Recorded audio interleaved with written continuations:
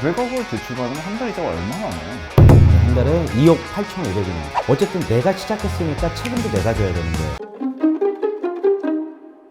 네, 안녕하세요. 빌딩지연쌤입니다. 안녕하세요, 서현웅 맞습니다. 대표님들 이번에 오랜만에 Q&A를 좀 진행하려고 하거든요. 네, 정말 네. 오랜만에 하네요. 진짜 오랜만에 네. 하네요. 왜 한동안 구독자들이랑 소통을 안 하시려 하셨죠?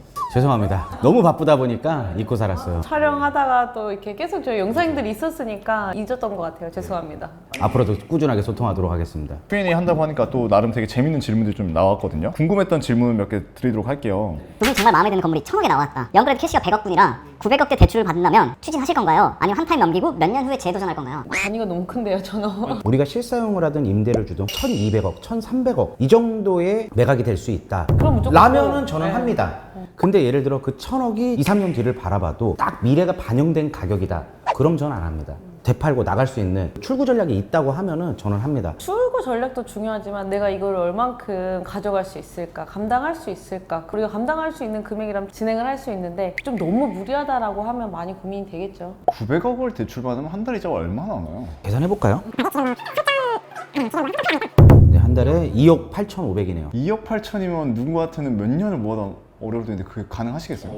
2억 8,500이라 그러면 크다고 생각할 수 있잖아요. 뭐 수익률이 예를 들어서 2.5%만 나온다고 생각을 해보세요. 한 달에 월세가 얼마 들어오겠어요? 3억 가까이 들어오는 거거든요. 지금 근데 갑자기 괜찮은데요. 왜냐면 우리 거 이거 다 정리해갖고 1,000억짜리를 본다고 해도 막 수익률만 맞춰준다면 3억이 안 들어오고 2억이 뭐 월세가 들어오고 1억은 우리가 써. 거기서 가치를 창출할 수 있는 게 더 크잖아. 그럼 베팅할 수 있는 거죠. 그런 개념입니다. 네. 근데 이분이 지금 해외에 거주하고 있대요. 근데 초기 자금이 모인다 해도 대출이 안 나올까봐 걱정이다. 해외에서 수익을 창출하는 사람은 어떻게 진행되나요? 이게 너무 궁금하다고 하는데 실질적으로 이런 질문 진짜 많이 왔거든요. 진짜 실제로 상담도 오시고 맞아요. 네, 많이 궁금해 하시는 것 같아요. 이분들은 어떻게 하는 게 제일 좋을까요? 그 두 가지 경우가 있습니다. 가장 심플한 거는 그냥 공투를 하는 방법이에요. 공투를 하는 방법은 나는 자본은 있어. 해외에서 소득은 있어. 근데 한국에서 계신 분이랑 같이 반반을 했어. 한국에 계신 분들은 이미 소득이 있잖아요. 그러니까 이분 통해 가지고 이분 소득으로 이제 대출을 받는 거죠. 물론 이 대출은 그 우리가 만든 새로운 법인에서 대출을 받기 때문에 대출의 책임은 둘 중 한 분한테 지어지는 게 아니고 공동 책임입니다.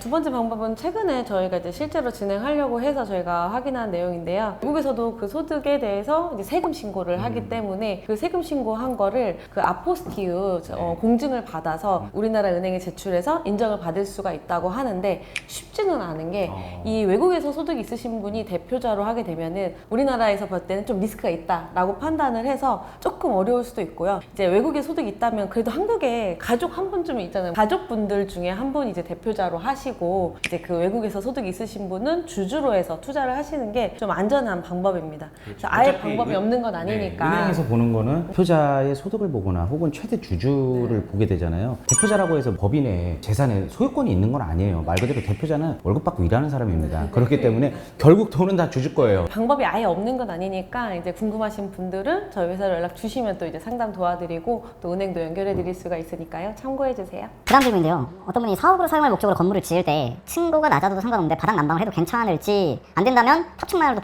바닥 난방을 해야 될지 이렇게 질문하시는데 필요하시면 바닥난방 하면 되죠. 근데 굳이 임대하는데 바닥난방이 이득 있는 거는 아니기 때문에 실사용할 때 필요하면 하는 거지 임대료에 이득이 있는 건 아닙니다. 또 신축할 때 저희가 도시가스 배관은 빼놓거든요. 그래서 필요한 경우 연결해서 상층을 뭐 공사를 하셔도 되고. 그럼 대표님 그 층고가 낮아지면 확실하게 임대에 영향이 좀 있긴 있나요? 굳이 그런 건 없습니다. 최근에 신축 건물들이 이제 인기가 있는 이유가 층고가 이제 기존 건물보다 높기 때문에 또 인기가 있잖아요. 그래서 네 아무래도 좀 영향이 있지 않을까라고 생각합니다. 층고가 높으면은 일단은 넓어 보여요. 그 다음에 답답하지가 않아요. 층고가 낮으면은 아무리 넓은 평수라 그래도 답답해 보이거든요. 평범한 직장인 기준으로 건물주라는 큰 꿈을 이루기 위해선 당장 뭐부터 시작을 할 수 있을까요? 현재 직장인 수준에서 실현 가능한 투자나 재테크 전략이 있을까요? 라고 두 번째 질문을 하셨습니다. 돈 모으세요. 돈 모으세요. 저는 내 집 마련이 제일 첫 번째이고요. 내 집 마련을 한 직장인분이라 하면 다음 투자를 위해서 시드머니를 모은 다음에 뭐 경매라든지 분양권이라든지 이런 것들 투자를 하셔서 그걸 또 시세 차익을 보시고 이 자금을 좀 불려나가는 계획을 잡으시는 게 첫 번째 제일 중요할 것 같습니다. 제가 이제 뭐 길게 산 거는 아니지만 살아보니까 이제 그런 걸 많이 느꼈어요. 예전에는 이제 집이 없고 월세를 살 때는 세상이 그렇게 싫습니다. 막 저렇게 막 집 있는 사람들이 너무 부럽고 부러움을 넘어서게 되면은 시기와 질투 그리고 내 안에 분노가 막 올라와요. 저 사람들은 자고 일어나면 이 자산들이 자꾸 올라가잖아요. 나는 항상 월세 내고 그 자리고 내가 한 달에 모으는 100만 원, 200만 원 이것들만 조금씩 미세하게 올라가지 이분들의 자산 속도를 따라갈 수가 없더라고요. 그러다 보니까 너무 비관적이에요, 사람들이. 저도 그랬었고요. 내 집을 갖게 되니까 그 다음부터는 세상이 아름답게 보여. 그리고 뭔가 내가 지켜야 될 게 생겼잖아요. 와, 그때부터는 엄청 열심히 살아가게 돼. 세상이 모두 이렇게 아름답게 보이고 막 그러거든요. 저는 이제 권장드리고 싶은 게 아무것도 부동산이 없는 분이라고 하면은 아까 우리 지영쌤이 얘기한 분양권부터 시작해가지고 내 집 마련 가지면은 그 다음에 지키는 방법에 대해서 이제 스스로 공부할 수밖에 없어요. 누가 시키지 않아도 그거를 지키기 위해서 정말 수단과 방법을 안 가리실 거예요. 그리고 어느 시기가 왔을 때 부동산은 팔아야 됩니다. 팔고 갈아타기를 해야 돼요. 그래야 돈을 법니다. 일단 제가 말씀드리고 싶은 거는 먼저 조그만 거라도 가져보세요. 처음부터 건물 막 뭐 몇십억 이런 거 말고요. 그리고 지금 이자가 떨어지는 시점이잖아요. 이게 대외적으로는 지금 뭐 경기가 안 좋고 대출 금리가 아직 뭐 안정화가 안 됐고 하지만 진짜 일선에서 있는 저희는 이게 시장이 어떻게 지금 바뀌고 있는지 매일매일 체감하고 있거든요. 많은 분들이 걱정하고 안 된다 하겠지만 된다 하는 사람하고 방법을 연구해 나가보세요. 안 되는 건 없더라. 황금빛 미래만 생각하시면 절대 안 돼요. 떨어질 수도 있고요. 오를 수도 있고 아니면 그대로 갈 수도 있어요. 그때마다 제발 이리이비하지 마시고요. 어쨌든 내가 시작했으니까 책임도 내가 져야 되는 거예요. 부동산은 사이클이라는 게 있습니다. 근데 내가 어느 타이밍에 들어가서 사자마자 하락기를 볼 수도 있는 거고 예를 들어 하락기에 사서 사자마자 상승기를 볼 수도 있는 거예요. 이게 바로 사람 운이라는 거고 이 타이밍 공부라는 거를 진짜 하셔야 되는 겁니다. 내가 스스로 지켜나갈 줄 알아야 됩니다. 절대 남 탓하지 마세요.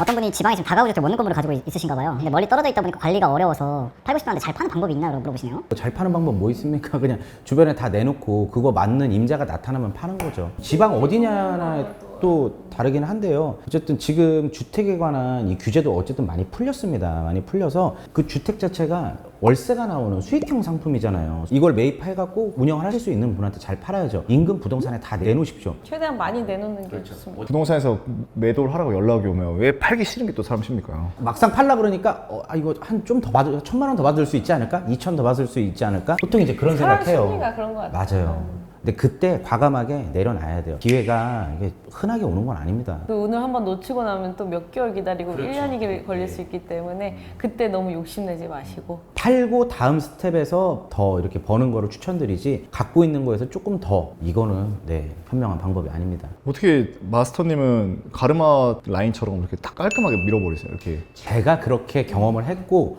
그리고 지금 수많은 몇십 건을 진행을 하고 있잖아요. 이 프로젝트의 맨 앞에가 매입과 매각을 도와드리고 있잖아요. 두 분의 마음을 진짜 오늘도 잠금하는데 두 분 지금 상황이 지금 막 느껴지잖아요. 파시는 분은 좀만 기다렸다 더 받을 걸. 사시는 분은 그때 안 샀으면 큰일 날 뻔했다. 항상 느끼는 거 근데 매도자분들은 늘 아쉬워하세요. 늘 아쉬워합니다. 네. 그러니까 항상 반대 입장에서 생각을 해보고 다음 사람이 먹을 구간도 남겨놔야지. 그렇죠. 그래야 팔리는 거지. 어떤 분이 쇼핑몰을 지금 운영하고 있대요. 그래서 사무실을 구하고 있는데 주의할 점이나 꼭 챙기면 좋은 점으로 알려주시면 감사하겠습니다 라고 물어보시더라고요. 보증금 2천 이내 월세 관리비 포함 200 언더인 사무실을 찾는데 있다면 추천 좀 해주시면 감사하겠습니다 라고 하시네요. 동네마다 좀 다릅니다. 강남 쪽에서도 이제 북쪽에 가깝다. 이제 임대료가 높습니다. 그리고 신축에 가깝다. 그러면 임대료가 높습니다. 남쪽으로 내려올수록 역하고 멀어질수록 임대료가 평당 싸집니다. 그리고 건물이 오래될수록 평당 싸집니다. 이제 여기서 직원이 몇 명이냐가 또 중요합니다. 네, 아까 저 정도 규모면은 최소한 10명 정도는 될 것 같은데 그러면은 공간으로 치면 25평 정도에서 30평이면 널널하게 쓸 수 있고 역삼동 쪽이나 논현동 쪽에 충분히 찾을 수가 있고요. 강남 중에서도 이제 이 북쪽으로 온다고 하면은 조금만 노후된 건물 가보면은 구할 수가 있어요. 사무실 임대를 구할 때요. 신축 건물은 비싸잖아요. 근데 노후 건물은 안 좋을 것 같죠. 시설이 오래돼서 안 좋은 거는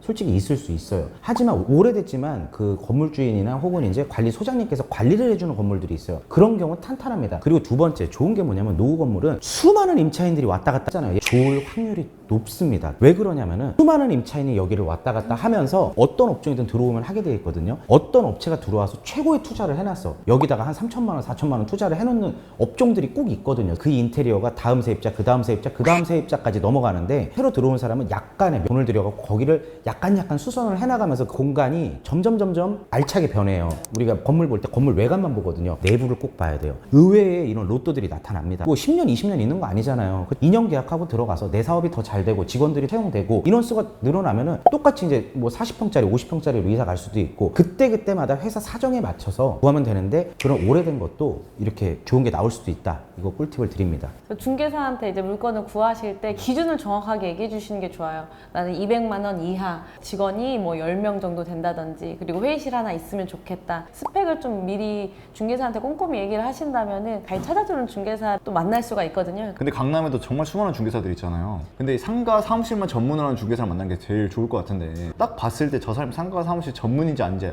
구별하는 법이 있을까요? 그냥 간단하게 네이버에다 강남 사무실 임대 치세요. 그러면은 쭈르륵 나오잖아요. 그리고 사이트 들어가 보면은 임대 물건만 홍보해 놓은 데가 있어요. 그럼 여기는 임대만 하는 데니까 그냥 그렇게 판단하시면 될 것 같습니다. 그 중에서 계속 보이는 중개법이 있을 거예요. 이제 그 상가 사무실 위주로 광고도 많이 하고 손님도 많은 부동산이다, 이렇게 판단하시면 될 것 같습니다. 자, 그 다음 질문인데요. 상담은 따로 예약하나요? 라고 물어보시는데요. 예약은 해주셔야 됩니다. 왜냐면 뭐 이미 유튜브 보셔서 아시겠지만 제가 현장 나가는 일도 많고 계약하고 뭐 잔금하고 명의 변경하고 설계회의하고 공정회의하고 저희랑 같이 근무하고 있는 직원들한테 상담을 받아도 된다. 그러면은 그냥 상담 예약 없이 그냥 오셔도 되는데 저희한테 상담을 받고 싶다. 그러면은 예약을 하고 오셔야죠. 두 분이 예전에 부동산 하셨을 때 워크인 손님도 받으셨었나요? 많았었죠. 그쵸. 엄청 많이 많았죠. 받았죠, 그때는. 네. 그때 네. 1층 부동산이니까 그냥 지나가다 들어오시죠. 근데 그때는 진짜 뭐 예약 없이 그냥 이제 1층 부동산은 오시면 손님이죠. 네. 그러다 어느 순간부터 이제 예약으로 돌리기 시작하신 거예요? 지금 이 빌딩 쪽으로 이렇게 저희가 업이 아예 바뀌고서 그렇게 됐고 밸류업 컨설팅을 하면서 더더욱 이게 이렇게 됐죠. 예. 혹시 딱 워크인으로 손님 왔을 때 저분은 계약할 것 같다는 느낌이 오나요? 옵니다. 최선을 다하죠. 안 보냅니다, 집에. 저 같은 불인이가 읽기에 좋은 책이 있나요? 라고 물어보시는데 혹시 책 추천해 주실 수 있으세요? 나는 건물주로 살기로 했다. 읽으세요. 네, 최고입니다. 네, 제가 죄송한데 책 공부는 아니고요. 네. 이거 읽으십시오, 이거. 네. 이걸 읽으십시오. 그리고 이제 커뮤니티에 남겨주셨으니까 이거 저희 이메일 있잖아요. 이메일로 보내주세요. 그러면은 저희가 사인해서 보내드릴 수 있도록 하겠습니다. 20대에 이제 지금 공부를 시작하게 됐잖아요. 그러면은 말씀드렸다시피 건물보다는 내 집 마련, 아파트 위주의 책을 먼저 사서 보시는 걸 권장을 드립니다. 아파트 중에서도 매입하고 이런 것보다는 입지 분석부터 어느 지역의 매매가들이 얼마고 그러면은 내 시대하고 얼추 맞출 수가 있어요. 그 다음에 청약하는 이제 책을 이제 보시고요. 그 다음에 이제 아파트 실제로 이제 매입하는 그런 책들을 이제 보시는 걸 권장을 드립니다. 그리고 20대 때는 그냥 책을 읽는 걸로만 끝내세요. 20대에는 정확한 내 직업을 특정을 하고 그 분야에서 시간을 써서 내 몸값을 올리는데 사실 집중을 해야 되거든요. 그렇기 때문에 시드머니 모으고 내 직업, 노력하는 거, 자리 잡는 거 이거에 일단 집중을 하세요. 그리고 부동산은 트렌드가 바뀝니다. 지금 내가 읽은 책이 예를 들어 1년 뒤에 실제로 내가 매매할 때 쓸 것 같겠지만 바뀝니다. 책보다는 유튜브가 훨씬 더 빠른 것 같아요. 여기는 저희의 인생기가 담겨져 있기 때문에요. 제가 이렇게 살던 대로 하시면은 뭐 되지 않을까 싶어요. 이 방법대로, 이 순서대로. 네. 근데 벌써 책 쓰신 지 한 1년 되셨는데 네. 책 언제 쓰세요? 또? 두 번째 거 지금 공동 저자로 해가지고 저희 지금 쓰고 있습니다. 네. 25년 상반기엔 나오지 않을까. 진영쌤 회사에 방문해서 빌딩 매매 상담 받고 싶다고 하는데 수수료가 궁금하고 매입 후 임대인 세팅까지 진행하는 과정이 너무 궁금합니다 라고 하시네요. 저희가 수수료 같은 경우에는 중개법인하고 아카데미 컨설팅이 따로 나눠져 있기 때문에 중개보수 플러스 저희가 컨설팅 비용이 대략